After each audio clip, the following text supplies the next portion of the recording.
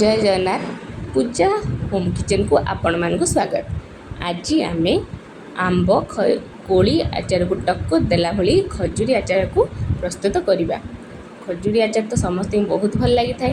आसतु प्रस्तुत करिया।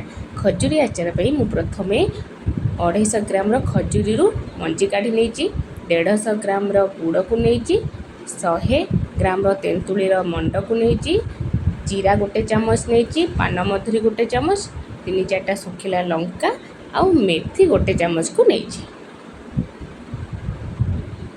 जेहेतु खजूरी टिके मीठा थाए तो मु गुड़र मात्रा को कम करी। तेंतुली तो खट्टा थाए अधिक, तो तेंतुली को मुझे 100 ग्राम नहीं। एबे प्रथमे आमे कड़ाई बसई जीरा पान मधुरी और सुखिला लंका को देकी भल भाबरे भाजिबा। टिके भाजी आसिले मेथी को देबा, कारण मेथीटा शीघ्र भाजी हो जाए थाए। तो मेथी को आउ टिके परे देबी।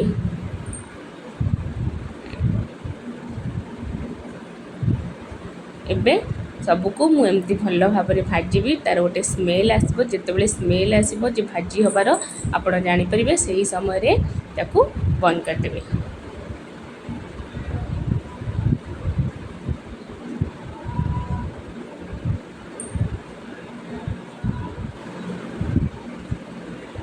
देखंतु केते सुंदर भाबे मोर भाजी गलानी। मेथी गुड़ा भी फुटी आसुची।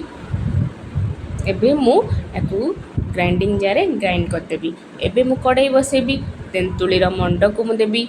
तेंतुली मंड को 1 मिनिट पर्यंत फुटिया पई छाड़ीबी, तेंतुली स्मेल जीवा पई।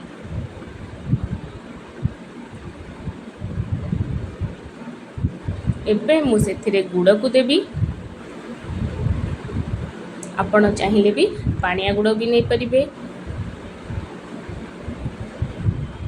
एबे मुताकू भल भाबरे मिसेबी। गुड़ आउ तेंतुली रस भल भाबरे फुटी आसिले मु एबे चोपा मंजी छड़े की रखिथिबा खजूरी को मु एबे सेथिरे देबी।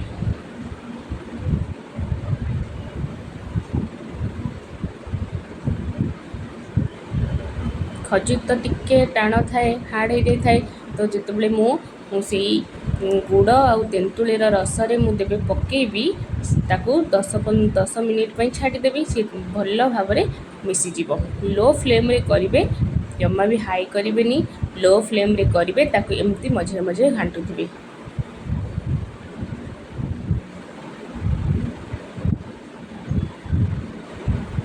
देखंतु कितने सुंदर भाबरे मोर खजूरीटी माने नरम ही आसलानी, माने मंड भी पूरा ठीक है आसलानी। देखंतु कितने सुंदर देखा खजूरी निजर कलर भी देखा जाउची। एबे मु सेतेरे गोटे चामच लूण पकेबी। कितने बढ़िया भाबरे देखाउची कलर टे पूरा बिना कलर रे। देखंतु कितने सुंदर देखाउची।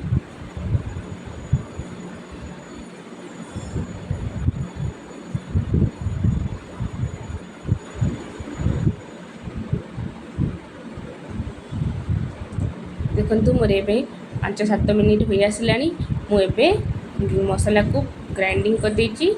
से जो जीरा लंका पान मधुरी और मेथीर गुंड को मु एबे देबी। मेथीर गुंड तो आपण माने जानिथिबे बढ़िया स्मेल होता है। जीरा लंका गुंड तो आहुरी स्मेल। तो मु सबू मसला गुंड को देबी।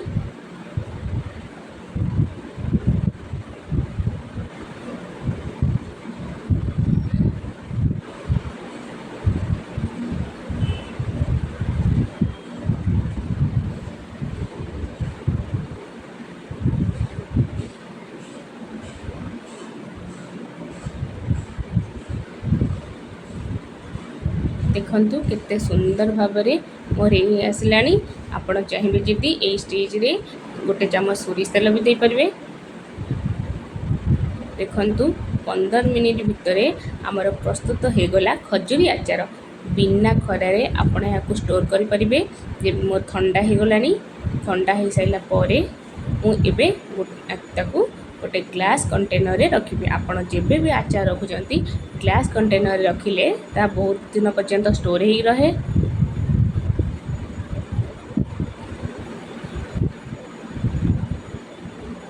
मु एबे ग्लास कंटेनर रखिबी। ठंडा होला परे यही समय गोटे चामच भिनेगार को ऐड करी जेहेतु आम खरा देने गोटे चामच भिनेगार देले से बहुत दिन पर्यंत स्टोर होगी रहिबो।